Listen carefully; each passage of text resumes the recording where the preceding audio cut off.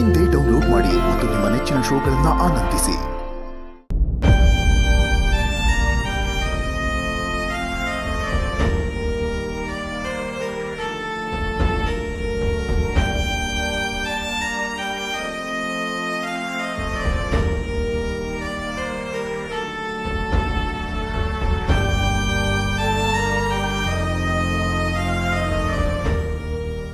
ಭಾವನವ, ಇದ್ಯಾಕವ ಹಿಂಗ್ ಕೂತಿದ್ದೀರಿ?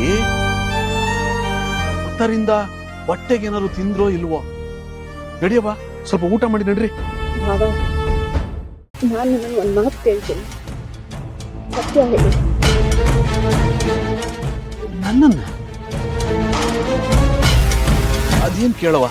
ಸಿದ್ದು ಅವರೇ ಈ ಆಕ್ಸಿಡೆಂಟ್ ಮಾಡಿದ್ದು ಅಂತ ನಿಮಗೆ ಮೊದಲಿಂದಾನು ಗೊತ್ತಿತ್ತ?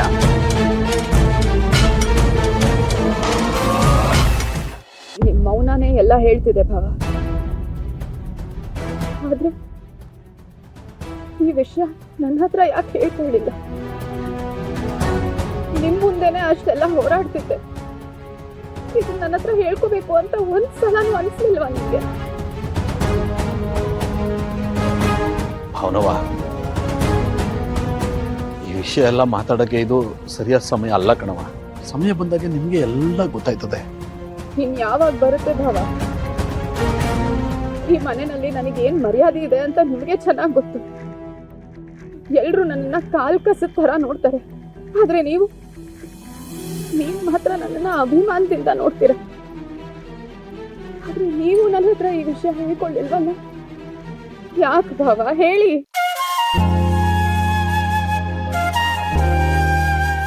ನೀವ್ ಈ ರೀತಿ ಮೌನವಾಗಿದ್ರೆ ನನ್ನ ತಲೆನಲ್ಲಿ ಏನ್ ಓಡುತ್ತೆ ಅಂತ ಯೋಚನೆ ಮಾಡಿದೀರಾ? ನಾನ್ ಮದ್ವೆ ಆಗ್ಬೇಕಾಗಿರೋ ಹುಡುಗ ಮದ್ವೆ ದಿನಾನೇ ಆಕ್ಸಿಡೆಂಟ್ ಆಗಿ ಸತ್ತು ಹೋಗ್ತಾನೆ. ಅದ್ ಯಾರು ಮಾಡಿದ್ದು? ನನ್ ಗಂಡ. ನನ್ನನ್ನ ಪಡ್ಕೊಳ್ಳೋದಕ್ಕೋಸ್ಕರ ಅವ್ರನ್ನ ಸಾಯಿಸೇ ಬಿಟ್ಟಲ್ಲ ಅಂತ ನಾನು ಯೋಚನೆ ಮಾಡಲ್ವಾ ಹೇಳಿ? ಭಾವನವ, ನೀವ್ ಏನೇನೋ ಯೋಚನೆ ಮಾಡ್ತಾ ಇದ್ದೀರಿ. ನಿಮ್ ಮದ್ವೆ ಅಷ್ಟೊತ್ತಿಗೆ ಸಿದ್ದುಗೆ ನೀವ್ ಯಾರು ಅಂತಾನು ಇನ್ನೂ ಗೊತ್ತಿರ್ಲಿಲ್ಲ. ಅಂದ್ಮೇಲೆ ಅವನ್ ಹೆಂಗವ ಇದನ್ನೆಲ್ಲ ಮಾಡಕ್ಕಾದದು? ತಪ್ಪೇ ಮಾಡಿಲ್ಲ ಅಂದ್ಮೇಲೆ ಈಗ ತಪ್ಪು ಒಪ್ಕೊಂಡು ಯಾಕೆ ಶಿಕ್ಷೆ ಅನುಭವಿಸ್ತಾರೆ? ನನ್ ದುಃಖ ನೋಡಕ್ಕಾಗದೆ ಹೀಗ್ ಮಾಡಿದ್ರ ಅಥವಾ ನನ್ ಮುಂದೆ ಒಳ್ಳೆಯವ್ರಾಗ್ಬೇಕು ಅಂತ ಹೀಗ್ ಮಾಡಿದ್ರ ಭಾವ ಹೇಳಿ? ಇದಕ್ಕೆಲ್ಲ ಅಂತ ಉತ್ತರ ಇಲ್ಲ ಕಣವ. ಸಿದ್ದುನೇ ಉತ್ತರ ಕೊಡಬೇಕು. ಅವರೇ ನನ್ ಜೊತೆ ಇಲ್ಲ ಅಂದ್ಮೇಲೆ ನಾನ್ ನಿಮ್ಮನ್ನೇ ಕೇಳ್ಬೇಕು ಅಲ್ವಾ? ಅಣ್ಣ ತಮ್ಮಂದಿರ್ನೆಲ್ಲ ಬಿಟ್ಟು ಬಂದಾದ್ಮೇಲೆ ನೀವೇ ನನಗ ಸ್ಥಾನ ಕೊಟ್ರಿ. ಅಂದ್ಮೇಲೆ ಇದನ್ನೆಲ್ಲ ಕೇಳೋ ಹಕ್ಕಿದೆ ನನಗೆ. ಇದನ್ನೆಲ್ಲ ನೀವಿನ್ನ ನನ್ನ ಹತ್ರ ಮುಚ್ಚಿಟ್ಟು ಏನೋ ಹೇಳ್ತಿಲ್ಲ ಅಂದ್ರೆ ಖಂಡಿತ ಏನೋ ರಹಸ್ಯ ಇದೆ ಅಂತ ನನಗನ್ಸಲ್ವಾ? ಈಗ ನಾನು ಯಾರಿಗ್ ನ್ಯಾಯ ಕೇಳಿ, ಯಾವ ಕೋರ್ಟ್ಗೆ ಹೋಗಿ ನ್ಯಾಯ ಕೇಳಿ ಹೇಳಿ ಬಾಬಾ?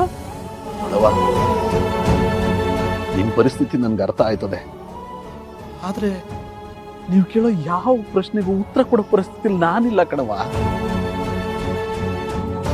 ಆದ್ರೆ ಒಂದಂತೂ ದಿಟ ಕಣವ, ನಿಂಗೆ ನ್ಯಾಯ ಸಿಕ್ಕೇ ಸಿಗ್ತದೆ. ಈ ಮರಿಗೌಡ ನಿನಗೆ ನ್ಯಾಯ ಕೊಡ್ಸೇ ಕೊಡಿಸ್ತಾನೆ ಕಣವ.